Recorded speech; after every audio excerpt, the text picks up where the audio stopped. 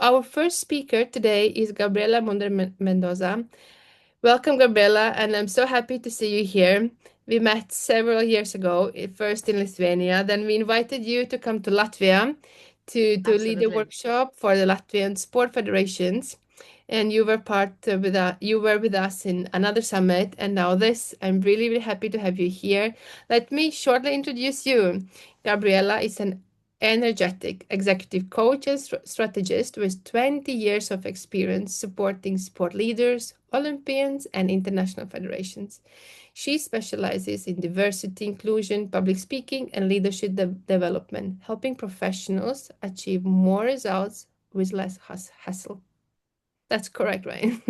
Yes, absolutely. Welcome, Gabriela. Thank you. Thank you so much. Thank you, everyone. Good morning, good afternoon, good evening, wherever you are in the world.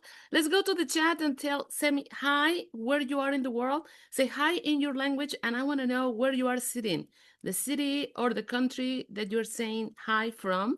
I say hola, my language, my mother tongue is actually Spanish. Hola, I'm sitting in Bern in Switzerland. All right, so. Okay, very good. So I see a lot of you here in this corner of the world. Very good and very diverse. Say hello, everyone. Okay, very good. You are here for a treat, my friends. This is a 30, 40-minute session, everybody. Yeah, thank you. Bon dia. Namaste. Hello. Okay, this is a boot camp. Therefore, you and I are going to be working together. This is not a boring PowerPoint presentation. This is the session that is in many ways described as a before and after. The way I do this is because I am so committed to making sure that at the grassroots level, there are two things that change the world. Sports, on the one hand, and education, on the other hand, right?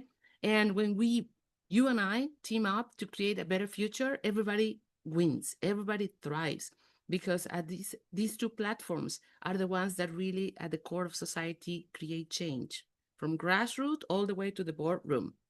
So you're here for a treat. I want you to have paper and pen at hand, my friends. Yes, water. This is going to be a boot camp. This is not a boring PowerPoint presentation. Everybody okay with that? Thumbs up? Okay, good. I see a lot of you don't have your cameras on. Maybe you are afraid that we don't see your Sunday morning bad hair day. Don't worry, we've seen it all. If you are at home, you're probably wearing your yoga pants. It's fine. Okay. if you can, we'd love to see your camera. Okay, absolutely. Okay, good. Now, you are going to be taking notes, but mostly about you, my friend. Whenever I ask stuff, it's about you. It's about how you are going to be solving this, how these power moves apply to your career, right? Okay, you heard my intro. Thank you so much.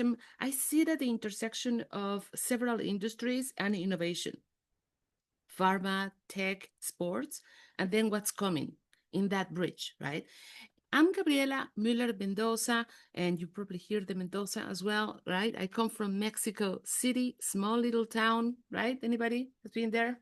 Thumbs up if you have. Okay. And I got news for you. What got us here won't get us there. Good news and bad news first, right?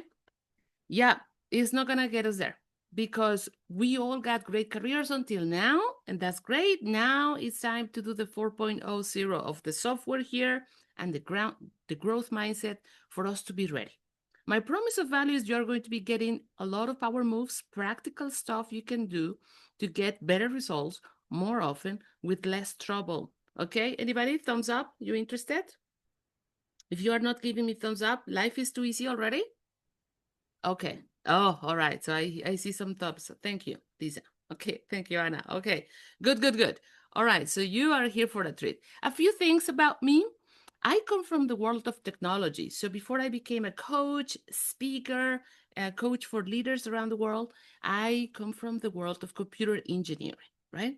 And over the past 20 years, I've been now working a lot within the area of sports, elite athletes, summer, winter, para sports. I make sure that women get to the right tables to make the right decisions in power positions. I'm also a mom. Anybody here is a mother, parents in the room? You got to be very attuned because you are role modeling to the next generations how they're going to be choosing careers and developing themselves. So a lot of you are mothers, parents in the room. Okay, so I just simply say, in terms of interest and education, you are behind the steering wheel of your career, right? Think of your career as a path. You are sitting behind the steering wheel of your career. You're driving. It's not your fear. It's not the decision of your bosses. It's not even the strategy of your company. It's you. And remember, jobs belong to companies, but careers belong to people. And you are driving yours. So I'd like to think of you as the CEO of your career, right? Hopefully you can follow me later because there is a little bit of a bonus through Instagram. We're going to be doing soon a boot camp, and I want to make sure that at least 10 of you had the right to go. We have already limited seats. Okay. Women Lead Sports is the well-known, perhaps the most accredited program in the space to make sure that women get to the top 3 seats of any sports organization in the world. National Olympic Committees, international and national federations, you name it. And we've been doing this work for now, like I said, 2 decades, right? Most lately, vice presidents, secretary generals of all the international federations, whoever you see at the top of these 3 seats, including our amazing female president of the International Olympic Committee, have gone through at some point the program once or twice. So I'm here to tell you that I'm coming with receipts, meaning what I'll come to tell you is proven record, what works to be future ready. Okay, I work with a lot of very mixed teams. And one thing that I learned is that what we really do in sports really changes the world. Your work, whatever you are doing, you are maybe a program manager, you are organizer, you are putting together events, you're working, some of you, together with the athletes or the organizers our stadiums and venues. All of it matters. It changes the world in big and small ways. All right. My invitation is not only the paper and pen, but also to come up with a growth mindset. I'm going to say several untold truths about where the industry is going, who is going to be on the other side of the challenges that we're going to be facing more and more, and what you can do about it, because you got a lot of agency in the road and this path. Is not, things are not happening to us. We are also making the future happen. And I think this is an important starting message for all of us. We have a lot of agency right now. Courage, because it is going to take that. And courage is not the absence of fear, is that we do it in spite of fear, right? Courage is a skill. The more you do stuff, the more you exercise the muscle of trying things while feeling afraid or insecure or uncertain. That's all normal. So, perfectionists in the room, if I've had any perfectionists in the room, this is for you. You know, I see some smiley faces, okay? Perfectionists in the room, this is not the moment to be perfectionist about trying, experimentation, innovation. This is about really embracing that courage and that growth mindset and be action driven, right? Imagine a world from now, 2030. I used to say, imagine a world from 20 years down the road, but the truth is that already 3 to 5 years is a long stretch. All right. Imagine your job or your area of expertise in 2030. I know it's a little bit hard, far-fetched, 5 years. What sort of things come to mind in the world of sports? You and I live in the ecosystem of the world of sports. Tell me in the chat, what words come to mind that may describe some of the things that we are about to see in the years to come in the industry of sports? What is it? Is it going to be more inclusive, more modern, more digitalized? What is it?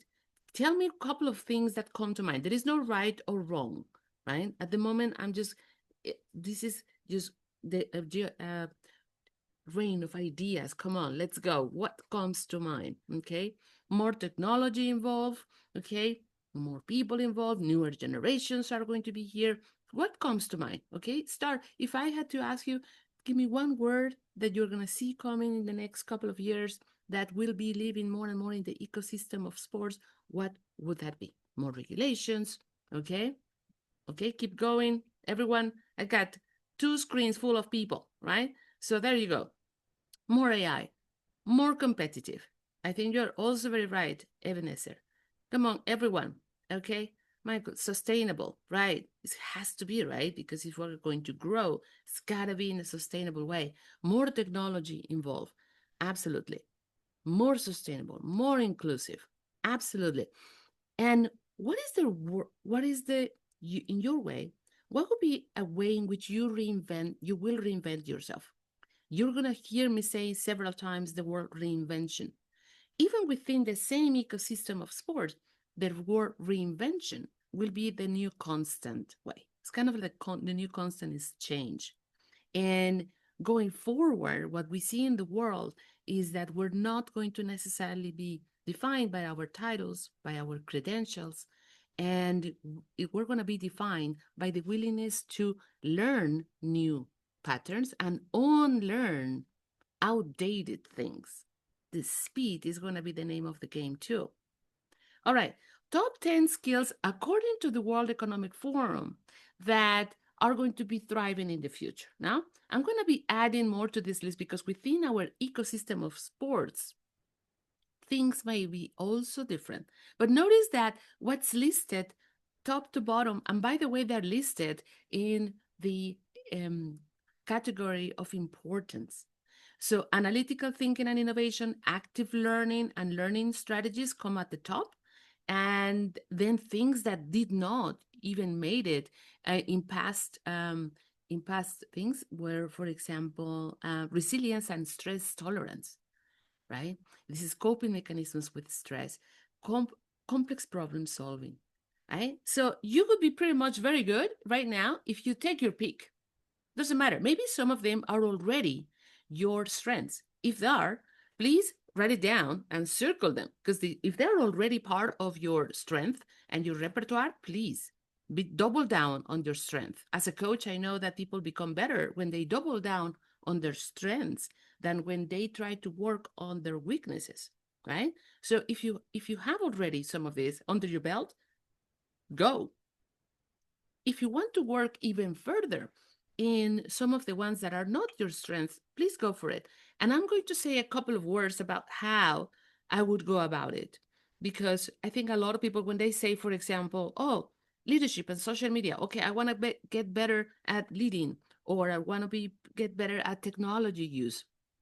A lot of people in the past, including me, we used to think about these long, fancy credentials that would run for a couple of years in fancy schools and brands. I think that one is also outdated. I'm going to suggest a few new ways to go about it. Okay, so mark this. I bring you a story because if you're feeling a bit anxious about the speed of change, which is totally normal, which I sometimes do, even if I'm an early adopter, I'm an innovation strategist. Sometimes I read the news and I go, oh my God, this is so overwhelming. So, how fast things are happening. But I got a story that made me think, and I want you to zoom out with me. Before the invention of photography that came along at about 1840, people used to draw, of course, only by hand and paint, right? And it was a very specific, for years, it was a very specific space of art. When photography came along, the headlines read, nobody will ever want to either make or see art anymore because this thing is able to take the moment like this, captivate a moment in real time, and that's it. Like maybe you can just make a picture out of a landscape, and it could have taken 2 years for an artist to draw it. And a lot of people were very afraid of photography back then. Good news is that not everybody heard. People like Claude, Gauguin, and all the impressionists at the time thought, how can we use some of the light and color management of this new technology to improve and create a new thing called impressionism?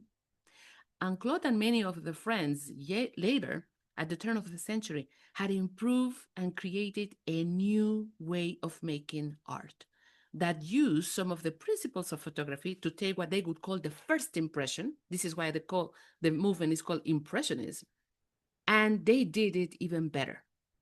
my question to you is, a lot of people are paralyzed in this moment. Can you be an impressionist today in your field? Can you be an impressionist? What would that be? Meaning you can be augmented in your impact if you embrace a growth mindset. Meaning AI and the technology is going to do more for you with you, amplifying and augmenting your impact if you are able to embrace a growth mindset, not a fixed mindset about it. And this is going to be the huge divide. Make no mistake, AI, as important as it is not going to be the real divide. The real divide is people who get on the growth mindset train and said, okay, I stay open, curious, I don't know it yet, I am willing to try, learn, and replace things like Netflix for 10, 20 minutes daily on playtime with AI. The truth is that whoever is willing to roll their sleeves with a growth mindset and said, okay, I don't know it yet, let's make it happen. Let's learn it. Let's explore. Let's launch it. Let's see what happens. If I fail, failure is only information. You either succeed or learn. These are the two options. Fixed mindset people are going to go, oh no, this is just way too much. I'm too old. It's too complicated, too fast. I want to just continue like this and like this. And this is the great divide. Make no mistake, it's not about AI and technology. It's a mindset and people thing. So once you understand that, you are able to move on in your journey. I want you to, my invitations are here. Stay curious, experiment with AI daily, if not, maybe 2 or 3 times per week. Network and learn from industry leaders. Follow them, talk to them, read about it. They should be showing up in your feeds, right? Your algorithm, it's you. Let me repeat this. Your algorithm is you. Wherever you spend your time watching, liking, commenting, the algorithms will show you more and more of this. So a couple of challenges after this session. I want you to use whatever platform you're using. If it's TikTok, if you are probably under 25, Facebook, Twitter, or X, or any of the other. Google or search for the AI. It's going to show you several things. Please use the first 10 videos. Click, comment, and reshare for the first 10 videos that you see people sharing knowledge about AI. Then watch your algorithm tomorrow and DM me about it. You who have shifted your algorithm to serve you in a future-ready way rather than what it's probably already doing, which is great with your algorithm, but you need to add to upgrade the game. So don't forget, your algorithms are you. Whatever you are focusing, they will feed you more of. Build a resilient growth mindset. I explained that before.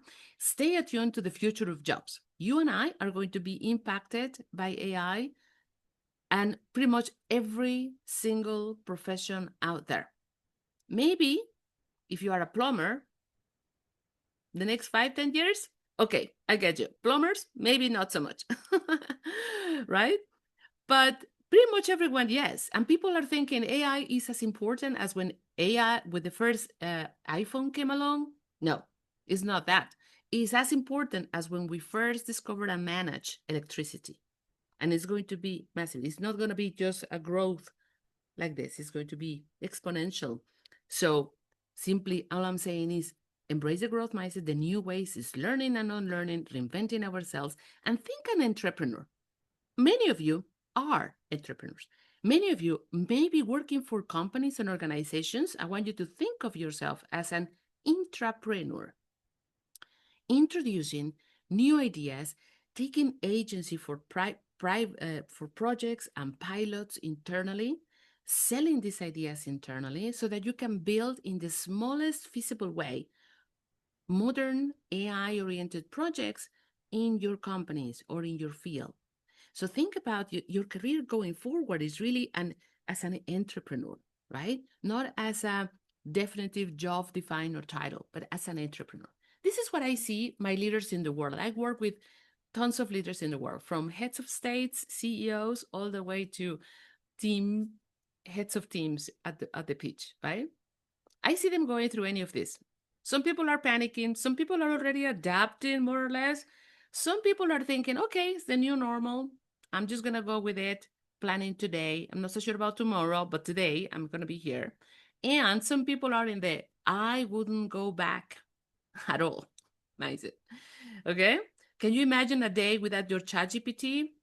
If you can, then you're probably here. But if you already are like, oh my God, the day you probably remember this last week, AI was down, OpenAI was down because they had a huge uh, Cloudflare was the company that was down. So ChatGPT was down for 2 hours, right? And if you if you were one of those, you are probably living here, my friend. I don't know where you are, but you are going to be leading with teams everywhere. Please be gracious and compassionate with people who are probably here. They probably need a little bit of time. But here is my golden nugget. And every time I'm gonna say a couple of things that I want you to notice, write down, and see how they resonate for you. If I was sitting right now in an organization and I want to innovate and accelerate the process to be future ready, I would be talking to these people, your ambassadors, people who are early adopters and people who can team up with you. Maybe they're not the majority. In fact, the curve of transformation tells us that there are less people here than here when it comes to new technologies, right? So please, at this point, don't waste a lot of time here. They will join in while some of these ambassadors show them the way. So if you could do a little bit more smart moves here, would be with people who are here, who have the respect also from the great majority here. This is how you go about transformation, right? So you need to be able to spend and invest your energy wisely, because here is where we are. No longer, this is November 2022, everything changed. And I don't know if you remember, but that was the time that ChatGPT for the first time was democratized and almost any human being could access OpenAI ChatGPT. And not yet, there is a formation. We're not, it's going to take years until we get to the point where we say, okay, these AI systems have evolved so much that have impacted absolutely everyone in the world. We're in this called liminal moment, you and I, regardless of whether you are Gen Z, Gen X, millennials in the room, all of us, guess what? We are Generation T for generation transformation. We're in a generation of transformation and transition. That's where we are. There is a one before and there is an after 2022. While AI had been with us in our GPS for already a couple of times, nothing compares to this moment. And because you are organizing events, you are in the ecosystem of sports, you need to be super aware of what this is going to be for your business, for your events, for your athletes, for your ticket holders, for your broadcasters, for your federations, and all the sports organizations that will come into you and will be trusting you with your expertise to put together events for the new fans. Okay, so here are a couple of thoughts, okay, that I wanted to share with you because I was thinking about this session, and there are a couple of things that I want you to hear here. And some of this is unpopular advice. So don't worry, fasten your seatbelts. Ready? Okay. We're going to move forward from cultures that know it all to cultures that learn it all. This is not about just being an expert in your field and feeling like, okay, I'm a guru here. I'm the organizer, or I am the medical advisor, or I am the coach and the leader here. No, to cultures of we're always learning and studying.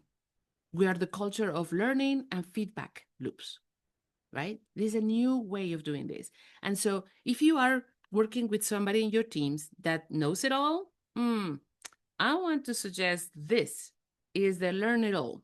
Anyway, learn it all. And when I say not only about AI, but basically using all your knowledge to amplify where your information is coming from and be receptive and inclusive. A lot, some of you mentioned this inclusive that is going to be in the world. Yeah, a lot of this knowledge will be coming from sources that in your eyes or the traditional eyes of the selection process maybe is not the typical person with the expertise.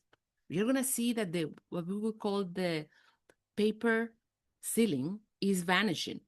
This means that in the past you would just show up with a really fancy title, right?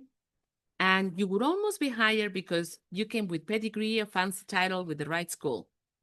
goodbye, hasta la vista. That is going a little bit somewhere else because knowledge and technical skills will be commoditized. They will be commodities. Ouch. I know. So what's left is the human skills, is the core, the capability of the human element. While it's going to be nice to have, make no mistake, if you want to go and get a fancy title, that's great. I go for all of it. Fantastic. But make sure that it's for your reasons, because you really like it, because you it's going to be meaning for you. But if you are going to think about as a competitive edge, there are other things that will be your competitive edge. We're going to go from the best practice, which we have been doing a lot in the world, to the next practice. Because let's face it, the best practice is something that is documented, that worked in the past, and is probably outdated and is not going to serve us in the future. Because the best practice was something that worked best in the old world, whatever that old world was. So now it's going to be the next practice. How do I find this? You follow world trends, signals. I will explain a little bit more about what I mean with signals. You're looking for skill gaps. What is not here? What can I do that people around, even if they're very smart people with pedigree, they don't have? What is the skill? The skill gap, the mindset gap. Who is not there yet? I need to talk to early adopters. Who is not there yet? That's a real superpower, right? Understanding how culture drives the adaptation or not in your organization. If you understand that if you are in an organization that moves into innovation, or if you are in an organization or in a team that is pulling the emergency brake, that is not growing, that it doesn't want to move, you need to ask yourself, is it what I need and want in my career at this point? If it is, it's something that you need to have first a good, honest conversation with yourself. Remember when I said that? Jobs belong to companies, careers belong to people. Okay, what's gone is the 3 to 4 year strategic planning is relatively obsolete because we really don't know how next year is going to look. It's going to be what we would call a strategic foresight for companies in the next 2 to 3 years to start reading how the signals go and make some different bets, what we would call the scenario planning, with an always powerful question, what if? So here is my advice to you. Regardless where you are sitting, read the signals and say, there are 3 possible scenarios where this is going. I'll give you one example. I work a lot in football, right? World Cup is coming, right? All right. What if in the future, somewhere down the road, I'm not talking about the next World Cup, somewhere down the road, we're going to have intelligent stadiums. What if VR, virtual reality, and augmented reality would be more affordable for everyone?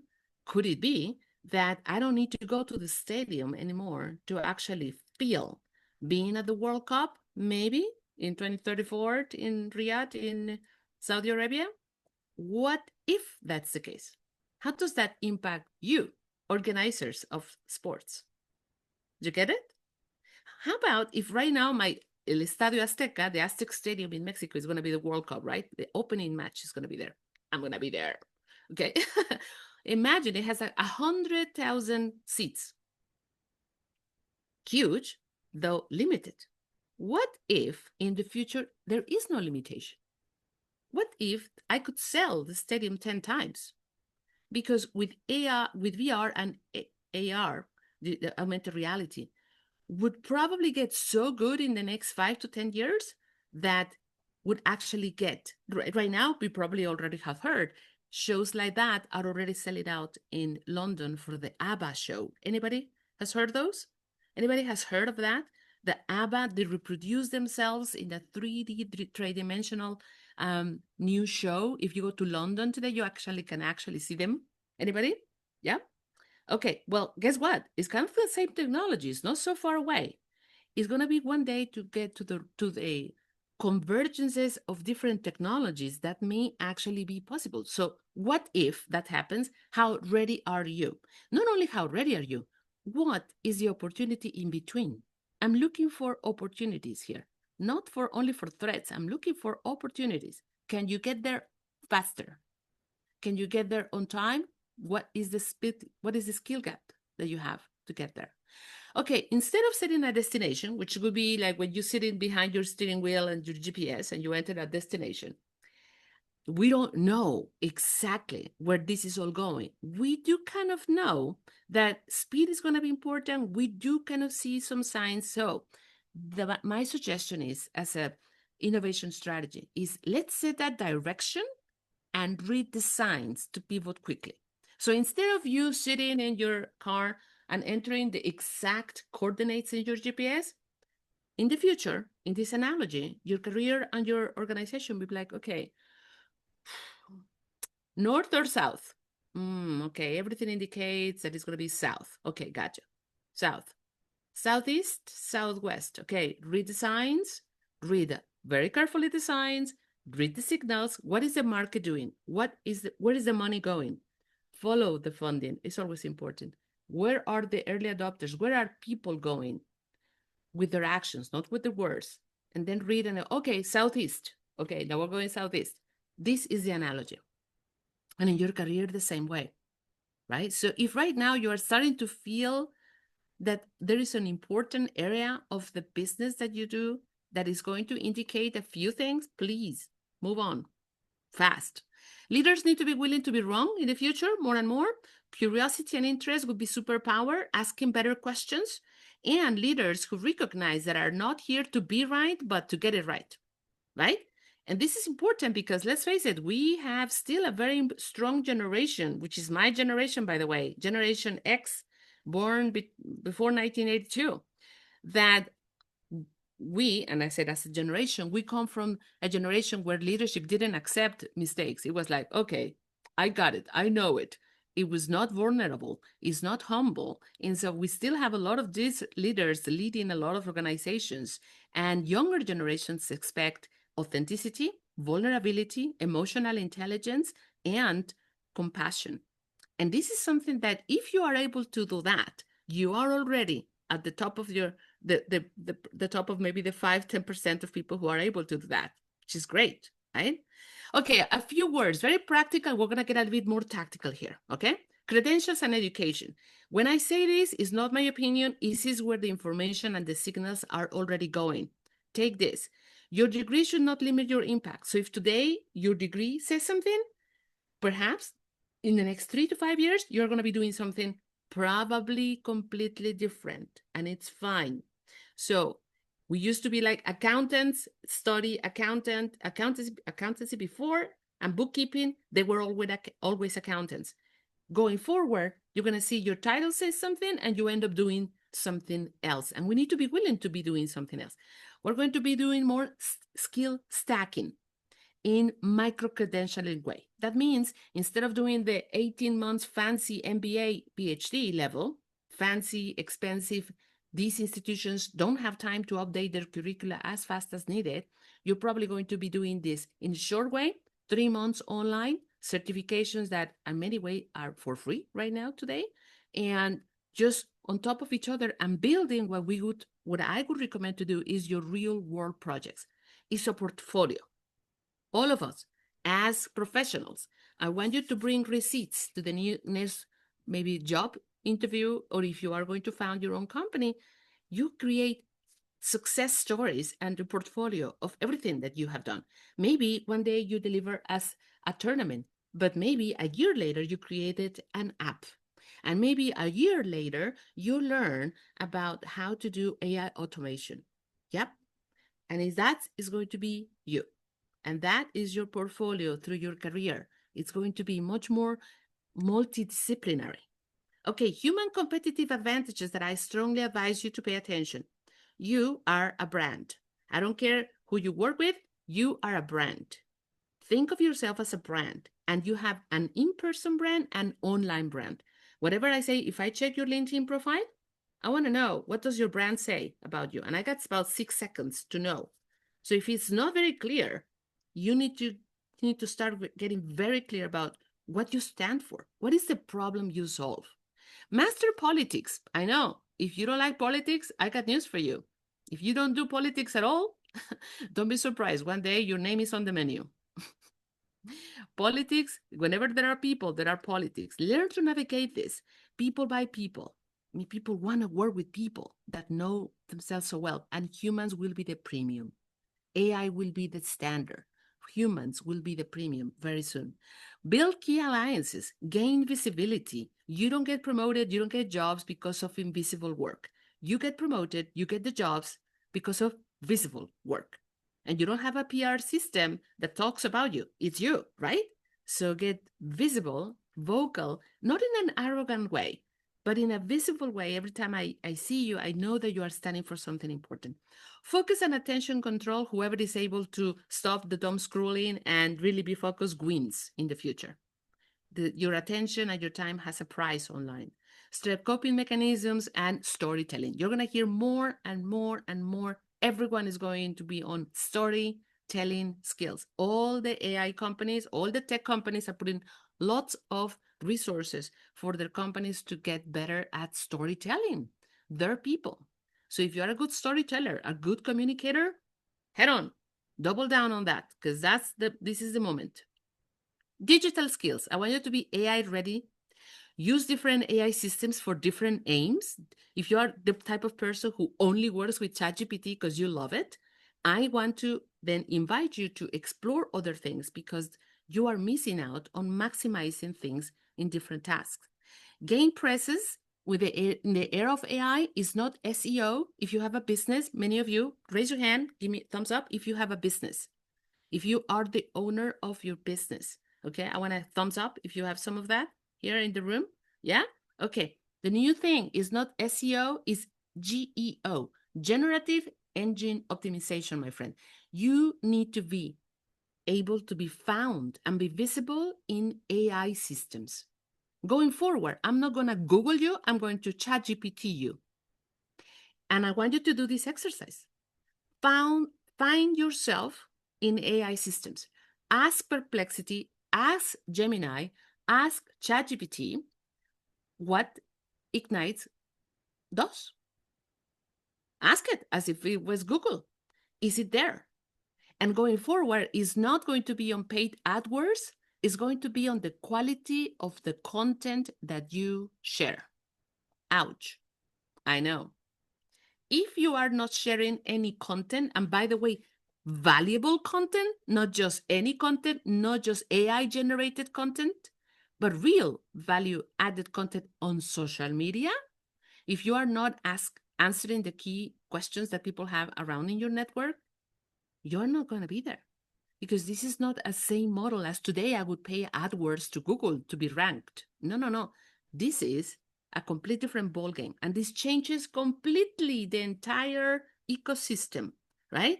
Big brands cannot get away with just paying AdWords. Going forward, you need to ask ChatGPT which is the best company to organize sports events. Ignite better be listed, right? By the AI system. So AI is your augmenter, is a plus. I'm going to be finishing very soon. And I brought you something that is so fresh just from 4 days ago. This is something called the arch of general intelligence. This is all these AI systems that exist today, and they measure which one is the fastest, the most important for deep reasoning. And so the ability to distribute going forward, your ability to distribute among different LLMs your tasks as if you had an AI team of collaborators is going to be your superpower. Here is Gemini 3. Just came out this week and it beat the charts. What I mean by this is that going forward, my friends, this is going to be, you are the director of an orchestra. And these are going to be things that are going to be they're going to be a commodity. They're going to be free or cheap.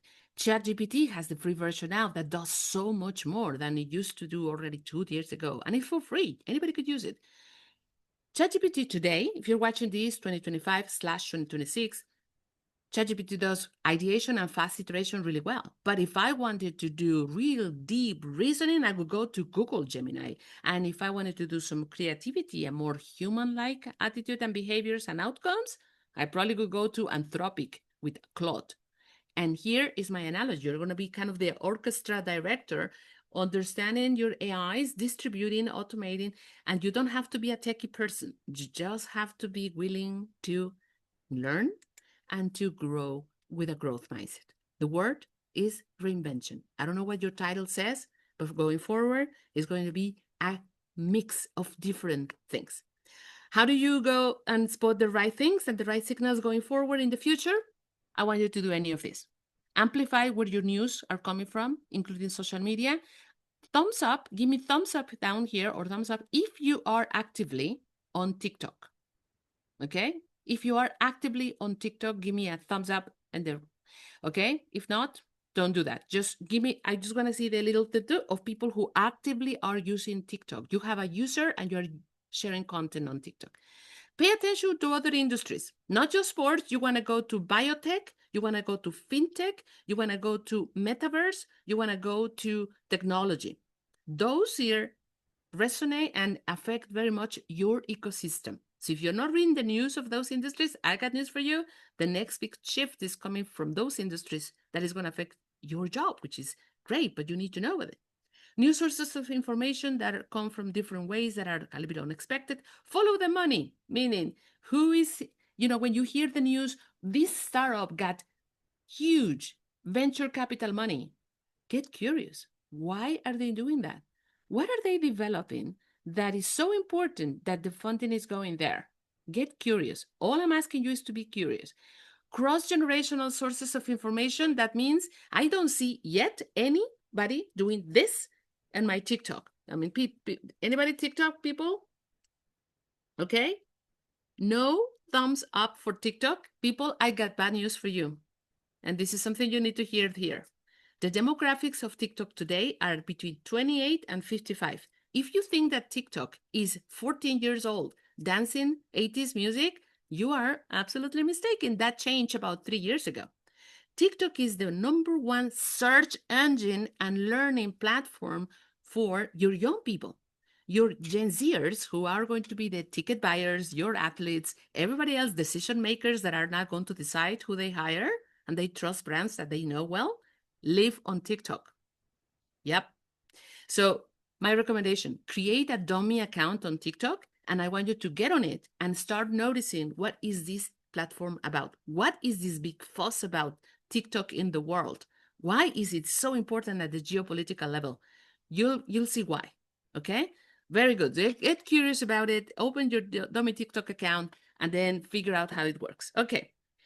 Sport early signs, any contradictions, inflection points, changes in the practice, things that have always been done like this and now suddenly start being done in a different way. Those are the places that you need to go and check it out. Clusters and trends. Where are people coming together? What sort of sports are coming together with certain practices that you need to follow, right? A couple of federations are going very much that embracing e-games and esports seriously. Some other federations are laughing about it. They think it's a joke. Important, right? And always ask, what if? Get 3 scenarios and have at least one strategy. If and when it happens, you will be ready. The future is going to be this. You're going to be able to work with humans, and your ability to be working with machines in all kinds of different formats will determine your chances to thrive, to be future ready, to succeed in the future. It's not only this, and it's not only this. It's you being able to build that liaison, that bridge between these two worlds. I want you to get on hands-on experience and practice, be daring, be bold. Thank you so much. And I know it took a couple of minutes more, but I was so serious. I had a heart attack about this. I want you to hear it and to be future ready. Happy to answer 1 or 2 questions. And I know that we have a hard stop later. Thank you, Gabriela. It was very insightful. And I think made us think, reevaluate how we think, what we see, and how we do things. And especially about the TikTok. Yeah, I don't have an account TikTok, but now I think I should have. Um, we were laughing that, oh, finally we got used to Instagram, Facebook, and LinkedIn. Actually, now we have to now get used to it. So it's I really know. fast. Um, Are there any questions? I like Daniela's comment is like I love the mindset divider concept. People think it's about Yep. age, that older people will not be able to adapt to technology, but in reality, with this concept, we see that it has nothing to do with age. Thank you for Yeah. bringing It's this up people, to right? our attention. Yeah, Yeah. it's so we have one question. What's the next big social media platform coming up? I think that before we talk about the next one, the truth is get to TikTok. That seriously. Every single important sponsor that sports depends on is going to TikTok massively. And in going forward, you are going to see, and this is affecting you as an organizers because budgets are limited, right? You're going to see how a lot of the big organizations that sponsor sports are heavily now going to advertising on TikTok, esports, and e-games, right? So the esports and this is where the money is going. And if we are in the live experience sports only, we are missing out on this very important signal. And so they will also need people who organize virtual events successfully, virtual sports events in esports, because they're trying to organize these things organically. They don't have your know how. So can you be one of the first ones to jump in the pond? But really, it's social media. I would go heavy, heavy right now on in TikTok. And if you feel very daring, all of you, Snapchat. But I know it's a big stretch. If you're not doing TikTok, I cannot expect you to do Snapchat. Small baby steps. Thanks. I agree. I agree. Thank you for yeah for the valuable advice. Um, I think we all are very thankful for your energetic Thank you. presentation. It Thank was you so very much. valuable. Thank you. Thank you. Thank you. Thank you Thank you. for I have a joining. question for us because if you don't have questions for me, then I have a question for you. Go to the chat and tell us one thing that you are going to do after today's session. I know that you're going to have very powerful sessions coming up later, but right now, what is the one thing that you're going to start doing today? No mañana, mañana, today. All right, let's go. And thank you so much, Ilva. Your team is fantastic, Neo. Fantastic. My heart goes to you. Thank you so much for so graciously adapt the schedule because I know that this came along in the last couple of weeks. You have been so effective in making it short because you can hear the urgency of this important moment for me to say this to all of you professionals. And this is why I wanted to do it on a Sunday before traveling because I wanted to be here. Okay, everybody's going TikTok. TikTok. Okay, TikTok, very good. I am going to list mine if you want to start already. If in TikTok, I'm Gabriela Müller, and it's interesting. I got to TikTok way before when it wasn't cool, and the way I did is because I didn't want my two sons to get to TikTok. I said, if Mama gets to a platform, it's no longer cool, and it worked. But then it evolved so much. And so I really wanted to get serious. And for those of you who are selling products and services, I cannot tell you how important TikTok store is for you. Go check it out. Is the next thing. If you are selling products or services within the ecosystem of sports, you need to be there. All right? Yeah. Thank you. Thank you so much, Ilva. And It has been a thank you. pleasure. Yes, my pleasure too. Thank you, Daniela. Million thanks for your Thank you and to all of have you. a good and safe flight and Thank for your you. next adventures. And I hope we collaborate at some point again. Absolutely. All right. Thank you, Thank you, guys. Thank you. Gabriela. Take care. Thank Bye you. bye. Adios. Goodbye. I think it's very powerful and very insightful. I think now we all can just join TikTok, invite each other, and explore that together. Let's move on. And on our second part of this session, it's where we, from Ignite side, we will present our what we have been doing the last year, I would say, technology solutions. So Gabriela has just shown us what future-ready leadership looks like: decisive, agile, deeply human-centered, and that aligns perfectly with how we work at Ignites as well. At Ignites, we believe that technology should always enhance human judgment, not replace it. Our work is rooted in the idea that people-centered systems must be trusted, must be accessible and supportive, especially in major events where pressure is intense and clarity is essential. So when Gabriela talks about the mindset and behaviors that leaders need in order to thrive, we see that some philosophy reflects in our own approach. Leadership defines a direction, but people and the systems that support them define whether that direction can actually be delivered.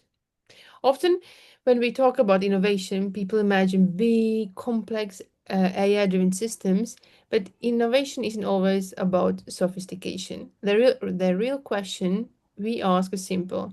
Does this make life easier for us, for people, for professionals in our area where we work?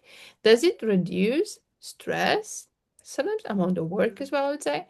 Does it bring clarity when things move fast? That's why everything we build at Ignites follows one principle: simplicity with purpose.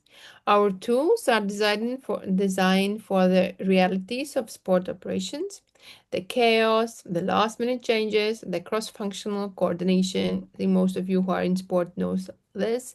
They are co-created with experts and users in the field.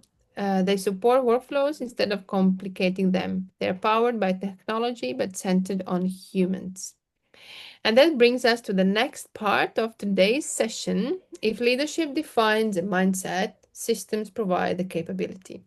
Neo and Daniela will now take you into the practical side of what this looks like, how future-ready leadership becomes operational reality through the tools we've built, tested, and delivered this year across multiple games this year. So the first will be Daniela presenting, but let me introduce you to Daniela. For those who don't know her, I'm sure most of you know already, Daniela Negreda is Ignite's business strategist, advisor, and our safeguarding lead. Daniela is a senior strategist with nearly 30 years of experience across global organizations, major events, and social impact programs. As Ignite Safeguarding Lead, she develops people-centered safeguarding systems and tools, drawing on work across European Youth Olympic Festivals, Paris 2024 linked initiatives, and the EU-funded BEST project. Daniela, please, floor is yours. Thank you so much, Ilva. Wow, it was very, very inspiring to hear Gabriela, and she has an energy that it's fantastic. So we'll try to keep that energy for the rest of the presentation. But I will bring us now to a couple of things that Gabriela said, which is not the best practice, but the next practice. And this is really where I'm gonna talk to you about safeguarding. We've been talking about safeguarding for the past couple of years with Ignites. And before I jump into solutions, we actually need to talk a little bit of what is the situation, what is the challenge. So to help me set the tone of our challenge, I'm going to invite everybody that is here in the call to answer a couple of quick questions, okay? We are going to be prompted in the screen, and I just ask you to select the options, knowing that I ask you to be very honest with your answer. It's completely anonymous. We will not know who selected what, but it's very important for us to have this understanding on where we are as people with safeguarding. Okay, so if we can get our first question in the poll here. So have you ever witnessed or experienced any of these behaviors in sport environments that made you consider speaking up? And I have a list of here. You can pick as many as you want. Discrimination, verbal abuse, some yelling, VIPs that were disrespectful, excluding someone from activities, pressuring athletes to train or to compete even when they are injured, favoritism, online harassment, right? Or you've never experienced anything or witnessed anything like that. I see a lot of answerings coming in, people, voting and things quickly changing here. Thanks for participating. This is great. Thank you. I will be ending the poll so we can see the results. quickly here. So in your screen, you probably can see. And we noticed that only 6% actually said that they've never witnessed or experienced any of these behaviors. And this is a limiting but good list of different types of what we call transgressive behaviors. So we see that everybody here has experienced something. Let's go to our next question. So the next question is, after witnessing or experience, as we've seen, the situations, what did you do? Did you report it through an official system? You spoke to a coach, a manager, a colleague, you confronted a person, or you didn't take any action? You really didn't know how to report, you didn't feel comfortable. No, what was the situation? How did you address it? Or you didn't address it if that was the case here. So I see again, answer is coming in here. And we noticed that the minority actually reported it through an official system. People either took, the decision and confront people. Oh, sorry, I didn't end the poll, so you were not seeing the results. Apologies. Imagine now you were seeing the results. So we see that, minority of people reported it officially, right? People either confronted, the person, the alleged offender directly, or they try to speak with somebody else to try to solve it. And we still have about 13% of people that didn't take any action. Okay. And final poll here, third and last questions. If you didn't report, or if, and we saw that minority reported, other people did that. What was the barrier? Why didn't you do it? Was it because there was no reporting system, or you didn't know how or where to report, or you weren't really confident? You didn't trust the process or the people handling it, or you were afraid of a negative consequence. See lots of answers coming in. Quite interesting, the answers that we are getting in here. Again, thank you so much for participating. Okay, so if we share the results here, we see that the vast majority didn't trust the process or the people handling it. Quite interesting. And we also see that in a lot of cases, either there was no place to report, or even if there was a place to report, you didn't even know how or where. So these are the current situations that we are facing with with safeguarding, right? I didn't do this poll to make you feel bad about things, by all means. I actually wanted to start talking to you about why Ignites is creating solutions in safeguarding, right? The first thing that we notice is that a lot of people didn't know where to report, how to report, which diminished, right, the process. And the reason is because safeguarding is still in its infancy. Here are results from Ignite's survey that was done for Building European Safe Sport Together, or BAST. I'm putting here just a couple of information from our NOC, but this is the same for other organizations, such as international federations, clubs. But we notice on the top left chart is that only 41% of national Olympic committees in Europe, okay, had safeguarding in place at the time of the survey. We just came across a new study that was done in 2025 at a global level, and this number remains the same. Second one is from all the NOCs interviewed, how many had a reporting mechanism, and it's about 41%. Again, checked against the latest on a global level, and we see that number is very similar. And last but not least is the NOCs that once get a report, they actually follow through with the case, meaning that they will investigate it or they and then adjudicate and finally create a sanction. And we see that only 17.6% of NOCs actually follow through with a case.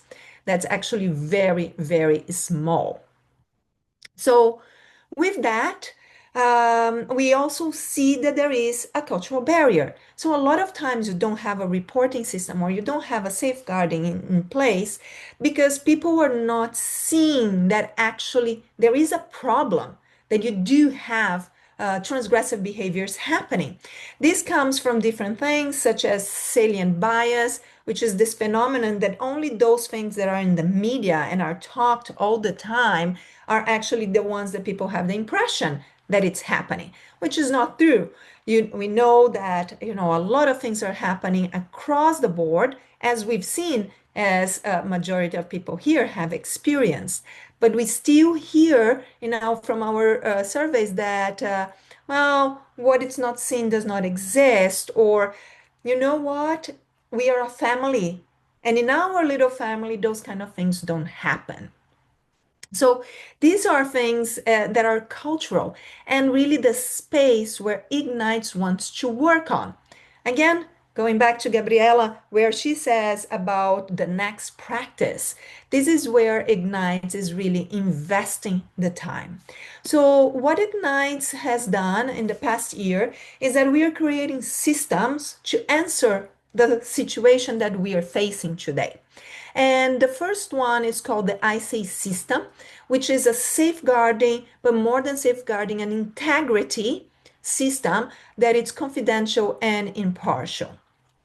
So with the iSAY system, there is a two-way communication that is established and still maintains users anonymously. We also ensure that it's a one-stop and shop for every single one of the stakeholders. So not only you do have the users that have to create the claims, right, to report, but also you need to ensure that there is a full case management workflow behind the system, ensuring that when it matters most, which means when we actually do have an incident, that we can take action from the reporting all the way until sanction. This is the way we will be able to keep our beloved sport environment safe and protected. One stop and shop means this is where you get your information about education. This is where you get all your legal documents. This is where you can go and report. This is where the administration can find your report and move it to an investigation. Once done, can actually go and adjudicate and ensure that if the alleged accused is found guilty, that there is a sanction in place for the problem not repeating itself. We see here, and I'm going really fast because I know we are short for time and I want to make sure that we show you all our solutions. But here is very simple. We talked about simplicity, no complexity required. It is a system where you can get your reporting done, you can have all your information, documents, legal frameworks, code of conduct, training material, awareness campaign in one location. And also that you have the admin part in here where whoever is managing the case has the entire workflow done step by step and can follow through. You have different roles. You might have an investigator that it's assigned to it that will be looking into that. Once the investigation is done, you have a group of people that are actually judging it, adjudicating it in order to know if there is a sanction that it's required. So this is our first solution for safeguarding, which is the iSAY system. And we don't stop there. We are going further with the iACT system. And the iACT system comes in response to what we've seen, the difficulty that the sports organizations have in order to structure their organizational around safeguarding. So the iACT system is a journey to certify organizations both on the administrative side as well as on the physical venue through structured progression of steps to get effective safeguarding in place. So it's really a framework that help organizations to assess as well as to improve their safeguarding readiness. It's totally digital with self-assessment, documentation, and support tools. It's audited, of course, especially on the venue side, right? Because we want to ensure that you have processes in place that don't stop just on the reporting, that it goes through the entire system. So when it matters, it's in there. But also we want to ensure the prevention.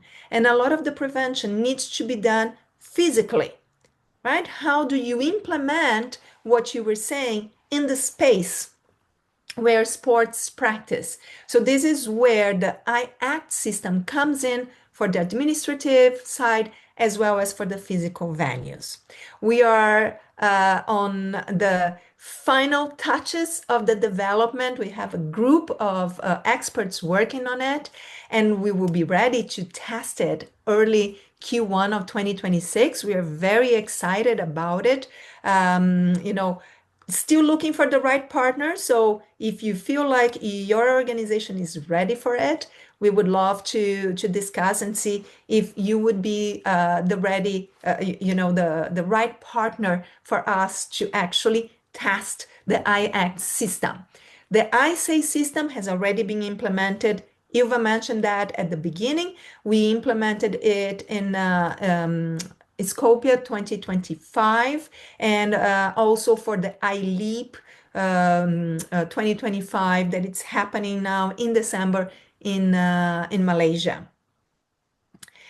And just to finish up on the safeguarding and tying back to what Gabriela mentioned, that technology actually is here and IGNITE's treated as strengthening people, processes, and trust.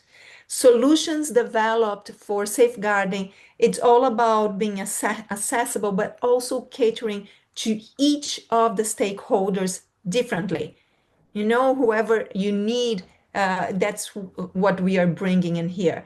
To everybody, bringing operational clarity and efficiency, but more than that, integrating everything that you need into one system. As I've mentioned, one stop and shop.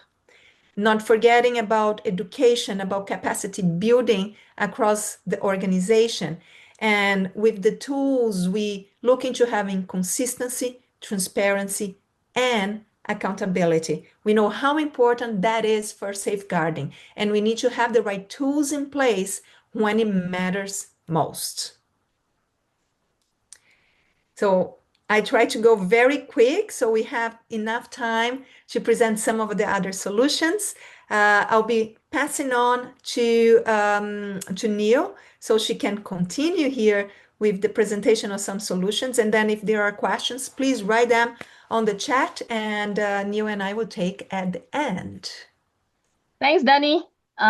Yes, we are going to try to go fast because we have, I think, about less than 10 minutes.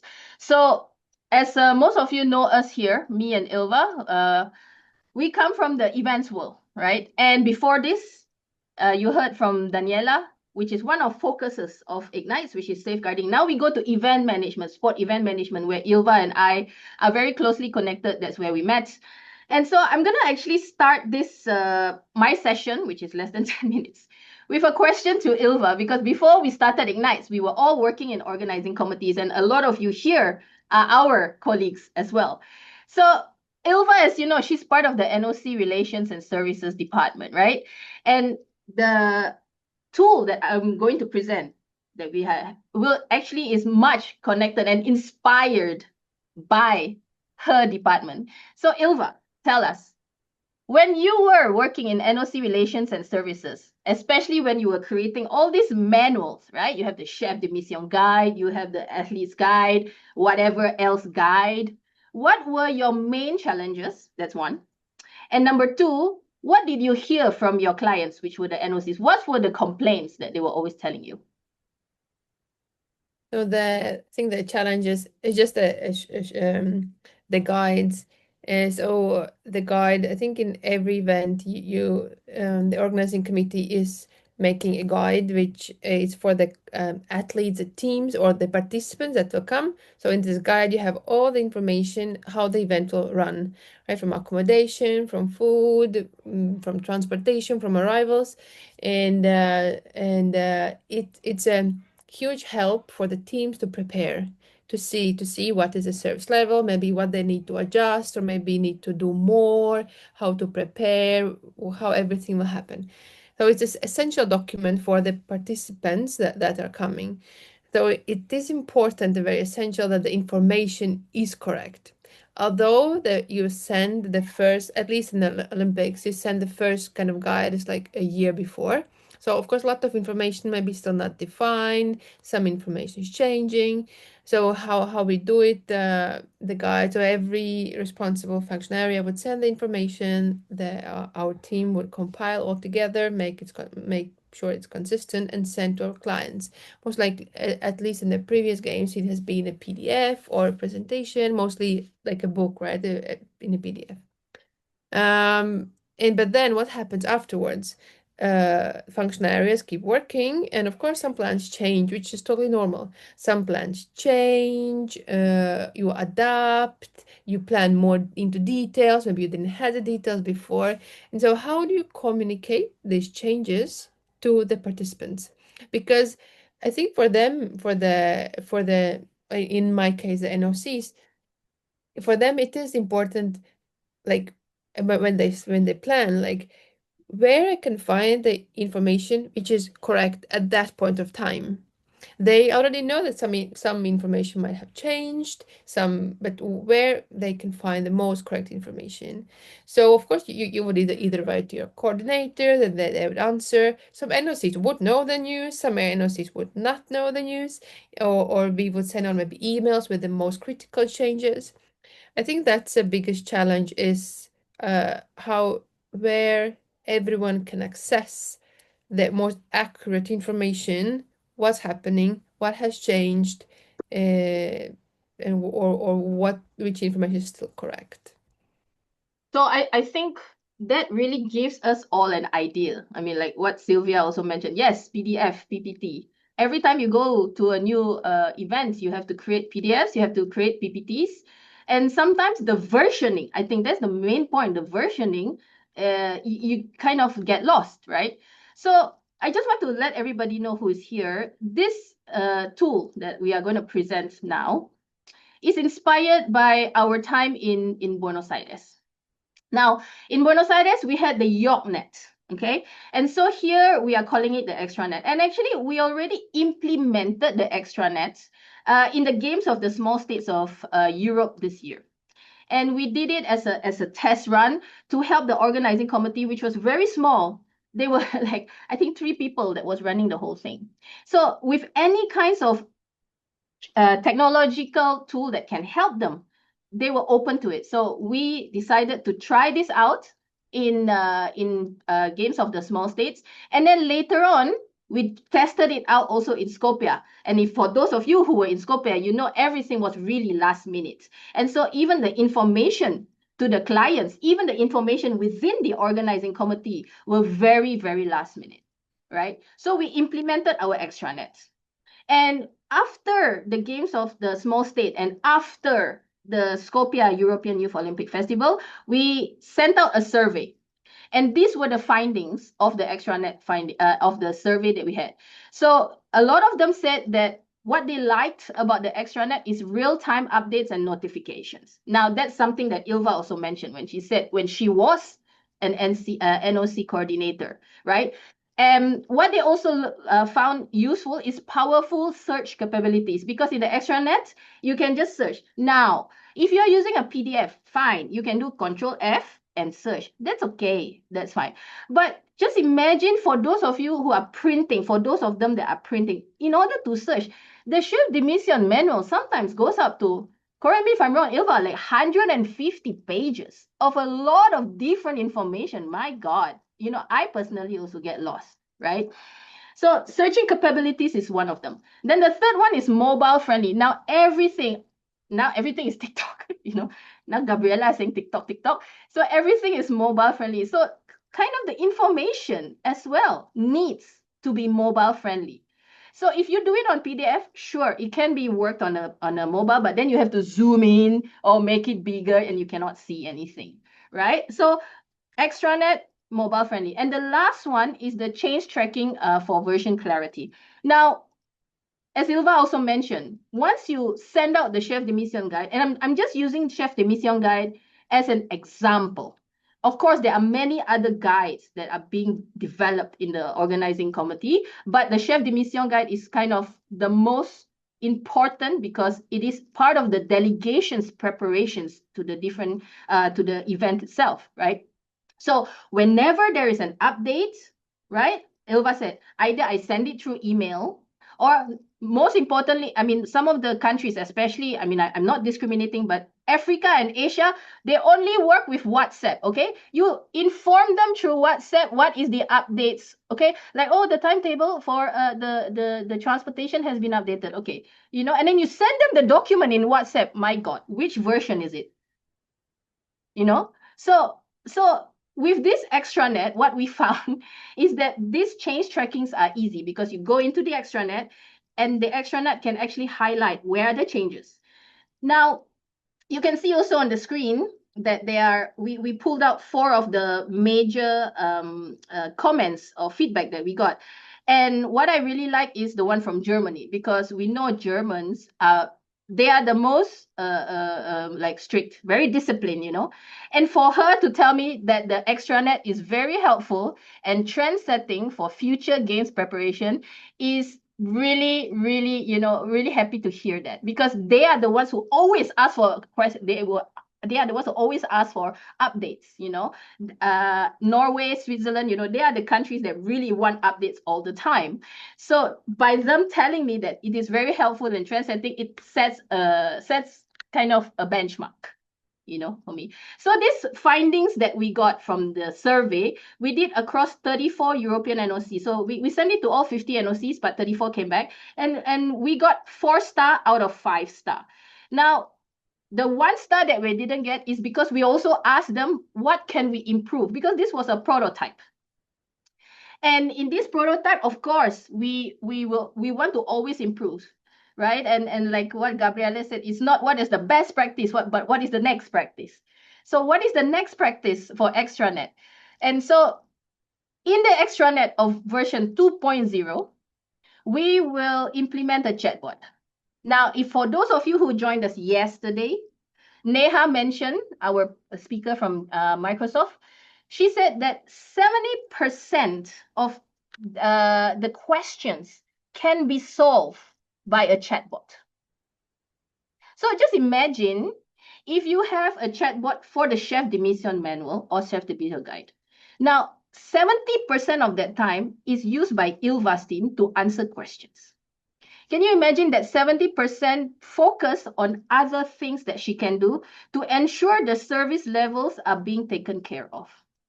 So if we have a chatbot, so the idea is that this chatbot, you will be able to ask the question, okay, when is the opening times of the accreditation center in the VIP hotel? And you get the answer there rather than sending a WhatsApp message to Ilva and asking this question, you know? So it is all centralized into one. Now, of course, chatbot is one of the improvements that we are making, but there are also other improvements that we want to do, because we hear what the NOC say, and we are human-centered. We are event managers. We listen to our clients. You know, technology is not there to hinder us from doing our job. Technology is there to support the process, and NOCs need that. A lot of people do not know National Olympic Committees actually have very small, limited amount of resources. Tina, who is here, Anna Lisa, who is here from San Marino, they can attest to that. And as much as possible, we can provide them with help, we will, because we are human-centered. And that is what organizing committees have to learn. And that is why ILVA's department, which is NOC Relations, is always the target, because they all functional areas around the organizing committee who needs to provide information to NOC services because they are writing the chef de mission manual. They will be like, why are you disturbing me? I don't need to provide all this information. You can provide all this information to them. So with this extranet, it will all be centralized, and hopefully ILVA's department has a little bit more space to breathe, to do other things, and not get shouted at by NOCs and functional areas alike, So, and this was what I was saying also. I mean, the extranet is just not for clients, not only for our NOCs, but actually the extranet, again, because we come from the back office, from the administration side, from the organizing committee side, it has to help us. It has to help how we organize the game, how we manage the games. And with extranet, I hope that ILVA's team and CS team will be able, to compile everything into one platform, update this platform, and then when you click enter and you select to send, you send it, and the whole 205 NOCs that are participating in the games will be updated automatically. So there is no need for her to first update a Word document and then send it to the designer, because they need to do it nicely. And then you have to PDF it, and then you have to email it, So you see the 4 steps are then cut down into just 1. So the tools that we are creating, in IGNITE, it's not just for clients. Of course, clients is priority, but it's also to help us, because a lot of people forget about us in the organizing committee. So we need to take care of ourselves. We need to make our lives easier with better processes, with easier processes. And technology can help. Technology enables us to do that. So that's the extranet. Oh my God, it's only 1 minute more. Now, just a short one, because in addition to the extranet and iSAY, what we are working closely with Ursula, and maybe many of you know Ursula Veloso. She is, I think, one and only experts in the world of the multi-sport events, who is an expert in sports scheduling. And if all of you who do not know or don't come from a multi-sport event, scheduling is one of the most complex things that they need to do. Imagine you have 32 sports in the Olympic. I mean, I think there's 32 sports now, I think, for LA. And you need to merge all of them to ensure that one another doesn't really overlap, victory ceremonies and stuff like that. So Ursula and IGNITE, we are working together to create a schedule, an iSCHEDULE, we call it, the scheduling tool, which is sport-centric. Now, I'm sure a lot of you are questioning and asking, well, what about before? What about other games that they have done? I'm sure there's a tool existing. Yes, there are tools existing. And if there are tools existing, but they don't work, then Excel is our friend. And Elio here, who is here, can attest to that as well. So Excel for scheduling and Excel for room allotment, that is our savior. But we don't want that anymore. It's a headache.